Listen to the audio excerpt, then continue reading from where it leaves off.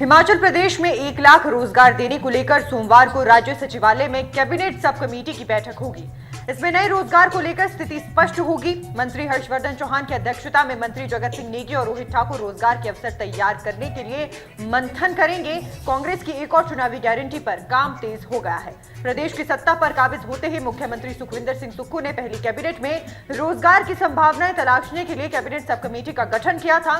सोमवार को कमेटी की बैठक होगी। इसमें पूर्व कैबिनेट सब कमेटी ने सभी विभागों से स्वीकृत पदों, रिक्त पदों और नए भरे जाने वाले पदों की जानकारी एकत्र करने को कहा था। संभावित है कि सोमवार की बैठक में कार्मिक विभाग की ओर से सभी विभागों के संबंध में जानकारी से कैबिनेट सब कमेटी को अवगत करवाया जाएगा।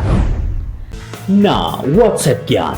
आज इस वीडियो में मैं एलर्जी के ऊपर बात करने वाली हूँ। ना फेसबुक बखान। अगर आप वेट लॉस डाइट पे हो तो भी आप पीनट्स खा सकते हो। झूठे फैक्ट्स नहीं, ना एक्सपेंसिव सामान, बस बात सेहत की, रख कर आपका ध्यान। नीज की पेन, चाहे वो आर्थराइटिस का इशू हो या कोई भी नॉर्मल पेन हो, ये बहुत कॉमनली यंग एज ग्रुप में भी हो रही है।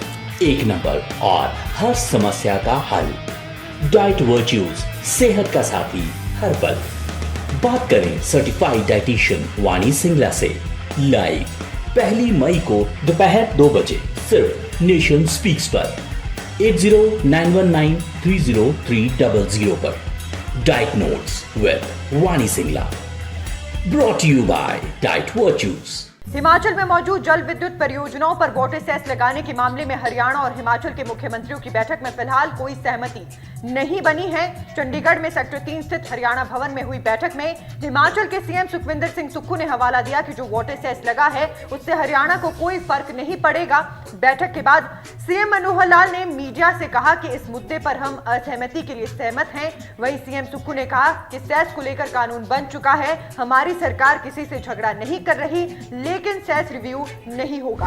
हिमाचल प्रदेश में दवाओं की बिक्री में खेल हो रहा है। राज्य में अस्पतालों के बाहर खोले जा रहे जनौषधि केंद्रों में महंगी ब्रांडेड दवाइयों की बिक्री की जा रही है। इस संबंध में विजिलेंस ब्यूरो के पास भी एक शिकायत पहुंची है। जनौषधि केंद्रों में ब्रांडेड दवाओं को बेचे जाने पर नियमानुसार पूरी तरह पाबंदी है। इससे भारत की इस योजना पर ही सवाल खड़ा हो गया है। ये जनौषधि योजना आम और गरीब लोगों को सस्ती जेनेरिक दवाएं देने के नाम पर लगाई गई है। इसके लिए अस्पतालों के बाहर दुकानों को बनाने के लिए केंद्र सरकार ने मदद भी दी। शुरुआत में इन दुकानों में केवल सस्ती जेनेरिक दवाएं ही बिकती रहीं। अब दुकानों में ब्रांडेड दवाओं की बिक्री की जा रही है। राजधानी शिमला की कुछ दुकानों में भी यही हाल है। इस संबंध में state vigilance and anti corruption bureau के पास भी शिकायत हुई है, जिस पर आगामी दिनों में छानबीन हो सकती है। अपने संसाधन बढ़ाने के लिए विद्युत उत्पादन के लिए इस्तेमाल हो रहे राज्य की नदियों के पानी पर सेस लगाने का फैसला केंद्र सरकार को भी खटका है। मुख्यमंत्री सुखविंदर सिंह सुक्खू ने अपने पहले बजट सत्र में इस बारे में कानून बनाया था। ठीक इसके बाद भारत सरकार ने एक पत्र सभी राज्यों और केंद्र शासित प्रदेशों को जारी किया है। इस पत्र में यह कहा गया है कि बिजली देने के लिए अब केंद्र सरकार राज्यों का ऑर्डर ऑफ मेरिट बनाएगी। उन राज्यों को इस अलॉटमेंट में मेरिट में पहले स्थान दिया जाएगा जो अपने यहाँ बिजली और पानी से संबंधित मामलों में कोई टैक्स, ड्यूटी या सेस नहीं लगाएंगे।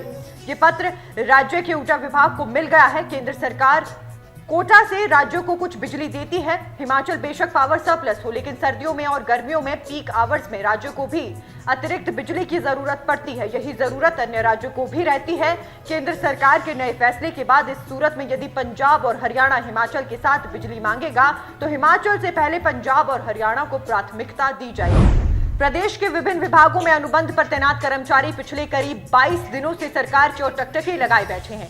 प्रदेश के सैकड़ों अनुबंध कर्मचारियों को जिन्हें 31 मार्च से पहले 2 वर्ष का अनुबंध कार्यकाल पूरा हो चुका है, उनके नियमितीकरण को लेकर सरकार अप्रैल माह के 22 दिन बीत जाने के बावजूद कोई नोटिफिकेशन जारी नहीं कर पाई है। ऐसे में प्रदेश के विभिन्न विभागों में विभिन्न जिला में सेवाएं दे रहे अनुबंध कर्मचारियों में रोष है। अनुबंध कर्मचारी इस सिलसिले में प्रदेश सचिवालय के साथ साथ अपने विभागों के माध्यम से सरकार से 2 वर्ष का कार्यकाल पूरा कर चुके अनुबंध कर्मचारियों को नियमित करने की मांग को लेकर अधिसूचना जारी करने की मांग कर रहे हैं, परंतु सरकार की ओर से इस दिशा में 22 दिनों के भीतर भी कोई कदम नहीं उठाए जा रहे। हिमाचल प्रदेश सहित अन्य राज्यों में घुमंतू मजदूरों को सुप्रीम कोर्ट ने बड़ी राहत दी है।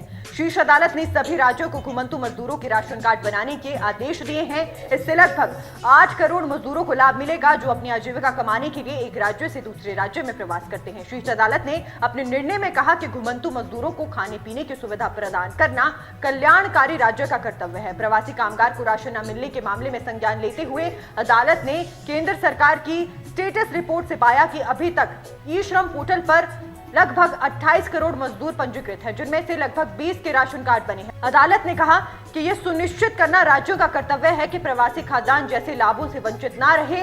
अदालत ने अपने निर्णय में कहा कि ई श्रम पोर्टल पर शेष पंजीकृत श्रमिक अभी भी राशन कार्ड के बिना हैं। राजधानी शिमला के मशोबरा के समीप स्थित 173 वर्ष पुराना राष्ट्रपति निवास रिट्रीट आज से आम लोगों के लिए खोल दिया गया है। राष्ट्रपति निवास नई दिल्ली और हैदराबाद के बाद अब शिमला के भवन का भी लोगों ने पहली बार रविवार को दीदार किया। 18 से 21 अप्रैल तक शिमला प्रवास के दौरान राष्ट्रपति द्रौपदी मुर्मू ने आधिकारिक रूप से इस ऐतिहासिक धरोहर को आम जनता के लिए खोलने की घोषणा की थी। अब देश विदेश से आने वाले पर्यटक निर्धारित प्रवेश शुल्क पर यहां भ्रमण कर सकेंगे। भारतीय नागरिकों के लिए 50 रुपए प्रति व्यक्ति और विदेशी नागरिकों के लिए 250 रुपए प्रति व्यक्ति प्रवेश शुल्क निर्धारित किया गया है।